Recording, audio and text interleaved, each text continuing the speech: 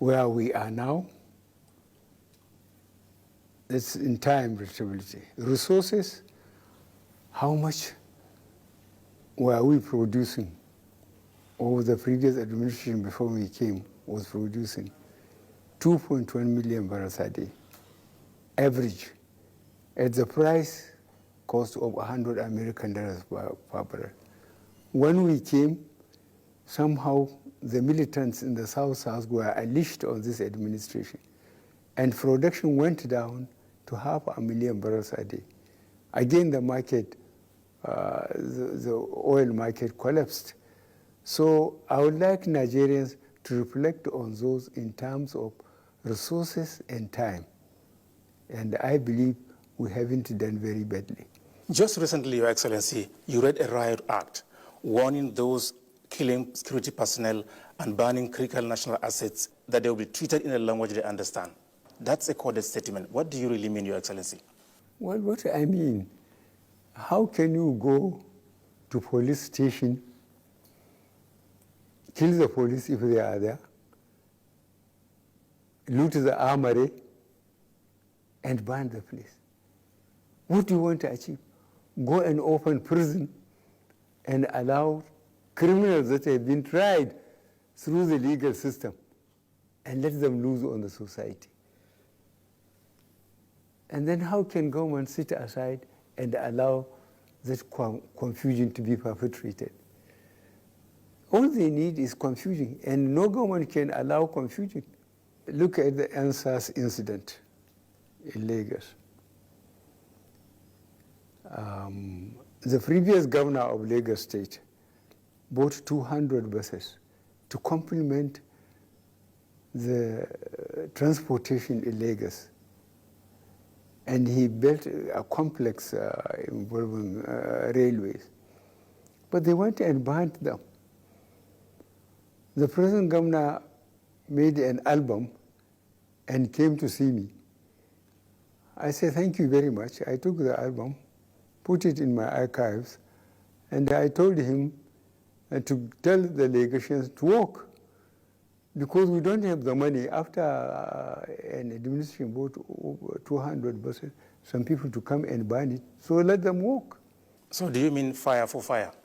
More than that, we will arrest them. What I hope to arrest them, try them, give them very bad publicity, and then jail them, so that people will know that if they behave, they will not get away with it. So in response to that, some Nigerians accuse you of playing what they call double standards, that insurgents, bandits, and kidnappers were never threatened in such a manner. How will you react to that? They have been unfair. They should go and ask the governors of Sokoto, Zamfara, Katsina, and find out how we have been deploying the police and the military to deal with the bandits. We are not sparing anybody. But Nigeria is vast, and there are a lot of forests. So it is a known fact that you inherited these challenges of security from previous administrations. You have done so much towards finding lasting solutions. What have been your frustrations? We are doing a lot. The problem is, if you order helicopters, you order fighter aircraft, you order tanks, it takes time. We got armored vehicles from Jordan, from China, and these things, you have to take them to your institutions where they will be train the trainer. You get people, train them, Nigerians, stock spare parts before you send them to operational area. These things take time, especially when you don't have much foreign exchange. But on a quiet way, if you can talk to some of your colleagues in the Air Force or in the Army, tell them where were they or where were we in 2015? Where are we now? In terms of equipment, training, it's amazing. But no, we will never do well with those who want to oppose us. The Nigerian elite ought to give more time to what the effort the government is doing to physically secure the country, improve the economy, and stop corruption. And Nigerian elite know that we campaigned both in 2015 and 2019 on security because it's just common sense. You have to secure a country or an establishment to manage it properly. So number one thing is security. Number two, economy. Employment, a lot of youth that are unemployed. And then fighting corruption, making sure that the regulations we have on the ground are followed to the letter. No shortcuts. Recently, Your Excellency, arrests have been made in respect of those allegedly financing terrorism. What will you say is their motive, and how do you intend to deal with the situation? Their motive is that they are made irrelevant. And they want to use their resources, the resources they accumulated over the years, to prove that they are still around. And the administration will deal with them. Anybody caught will be dealt with. Your Excellency, is there any hope that we will see a Nigeria that is free of security concerns before you leave office? Well, that is my hope. That's what I'm working to. As I said, number one thing is security. If you don't secure the country, firstly, people will not invest. That was why those who organized answers, I sent all the ministers back to their constituencies. Constitutionally, the ministers represent their states. I say they should go to their states. Let them speak to the governors. Let them speak to the political leaders. Let them speak to the traditional leaders. And very importantly, let them speak to the youth. That the federal government has no more vacancy. Virtually every department is filled. The same thing in the states, the same thing in local governments. So you can have a good degree from a good university, and you will never get a job. Because if you promote insecurity by banning factories, by banning institutions, nobody will come and invest. So it's in their own interest to make sure that Nigeria is secure. When the country is secure, it's potentially rich. God has endowed Nigeria with resources. People will come and invest. But there must be security. There must be stability. Countries that have the resources to invest must make sure that they can recover their investment. The fight against corruption is one of the cardinal pillars of your administration. How will you describe the journey so far, Your Excellency? Well, under this system is difficult. I would like to repeat what I used to say. When I was, I think, a bit younger and in uniform when I came, I arrested President, Vice President,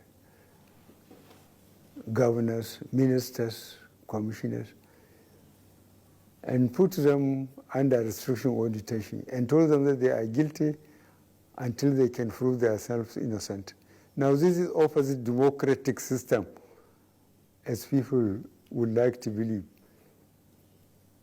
And we put investigation panels virtually based on the present geopolitical zones for those who held positions. And because it was a law for people to declare their assets before, when they become governors or ministers or commissioners or head of security agents, they were investigated. Those that cannot explain the extra resources they have in terms of assets and in the banks, they were asked to surrender it. It was taken from them. But eventually I myself was arrested, detained, and they were given back their loot. So this is Nigeria. You have once said that only God knows how much has been stolen from this country. But most worrisome, as you have also said, is that those with illegally acquired funds use them to fund your administration and destabilize the country. What have been the stumbling blocks in your efforts at making them pay for their sins? Nigerians, I think, are very forgetful. I'm very pleased that the majority of Nigerians, what I believe, think that this country, this administration, under the circumstances, are doing their best. But, it's a capital but, people whom was appropriated funds, a lot of them were elected members, either at state level or at federal level. And their base still values them. You can accuse them or even try to prove that when they were elected members of the House of Reps and they were given ministries and so on, they had only one house and maybe a wife. But now they had several houses in Abuja, maybe in Lagos, and maybe 2 more wives. So really, if you try to work out their legitimate salary vis-a-vis their expenditures, they will be embarrassed. That's what I mean. You have had cause to make a strong case for the establishment of specialized courts to fight corruption in this country. Do you believe that is still necessary? Yes, to save time and to convince Nigerians we are serious. Because if you follow the legal system we inherited from our colonial masters, cases take 5, 10 years, and people forget. But if you have sufficient courts, you develop terms of reference for them, you bring charges, immediately people are put before that court, they will come and defend themselves. But if you go through the system, especially if they still have some savings somewhere, they can get first-class sons, lawyers, to come and defend them.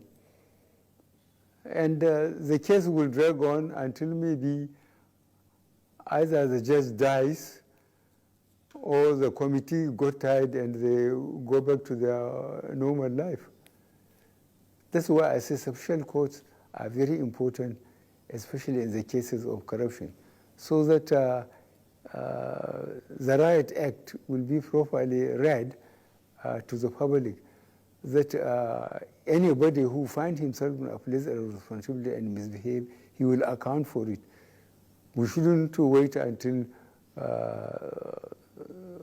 people die and go before Almighty God.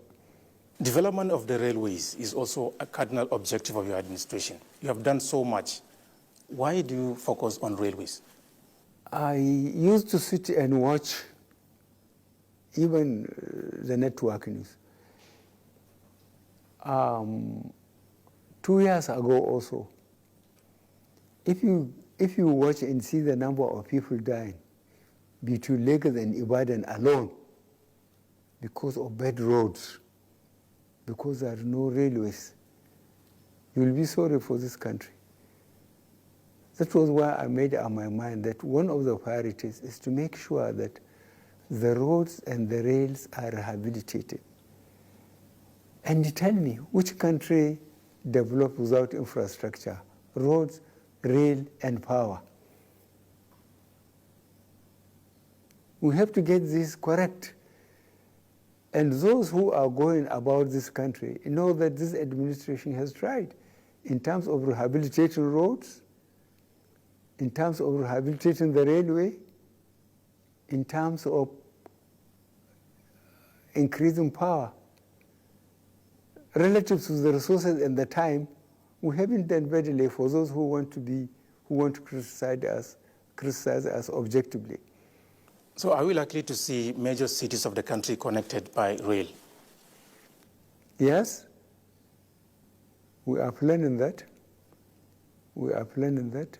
And we are grateful to China Republic. They have agreed to help us, and they are helping us. And we are doing our best. And now we'll go and ask people that used to travel between Lagos and Ibadan how much ease this development has brought to them.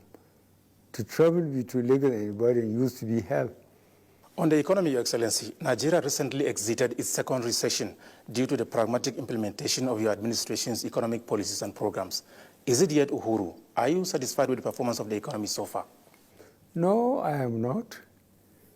That's why I'm trying even harder to make people become accountable and to make sure we persuade foreign countries to allow their multinationals to develop more confidence in Nigeria and come and invest. When they develop more confidence in Nigeria, they will come and invest.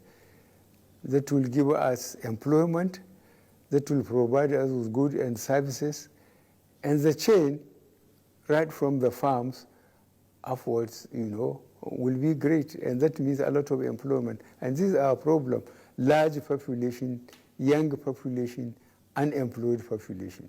You promised to diversify the economy. How will you describe your efforts so far? Well, you could recall, and if you don't, the business people and the smugglers will recall, we closed the borders with Benin Republic and with Niger. With Niger, we have 1,500 kilometers border with them, from Lake Chad to Benin Republic. And there are business people that order things from Niger, but for Nigerian market. We closed the borders, we stopped importation of food. We know if you have to come, that you shouldn't give a sterling to anybody who is importing food. Let us eat what we produce. We made sure that you can only come through the port. Through the port, you pay customs.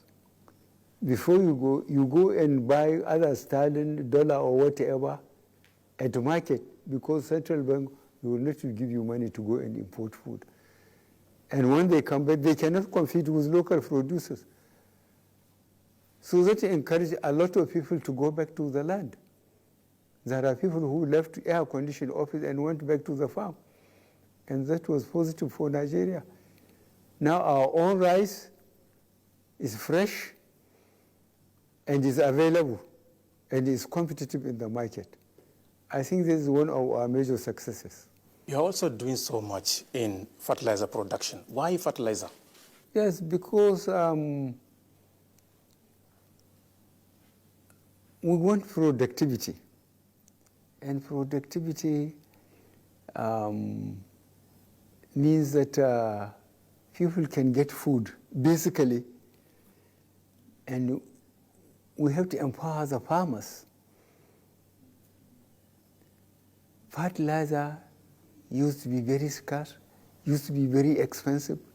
We made sure it's available in all local governments can afford fertilizer. And I'm telling you, we made a lot of progress. If we haven't taken that initiative, we would have been in trouble. Why?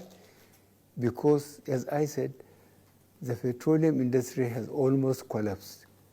We are not earning as much as we used to. And if we don't have the money to buy it, and we couldn't farm it, if you get 50 million people hungry, we'll be in trouble. So we made sure that we made it available, and the response was very, very good, as you know. Let's talk politics now. Unlike other political leaders, you came out so early to announce that you are not going to stay a day longer after the termination of your administration. Why come out so early to announce that? Well, I hate fraud in any form. If I haven't made this statement and made it absolutely clear that I have sworn to uphold the Constitution, and the Constitution said you can't do more than 2 terms. I have sworn, I had the first term, and before the first term, I went to every local government in this country, all the 774 local governments. The second term, I went to every state, 2019. And I made a remarkable observation. The amount of people that came to see me in every state across the country were more than anybody can buy or force. So I am very pleased that Nigerians deliberately made an attempt to understand me, and that I will stand by my oath of office, that I will serve this country honestly and diligently.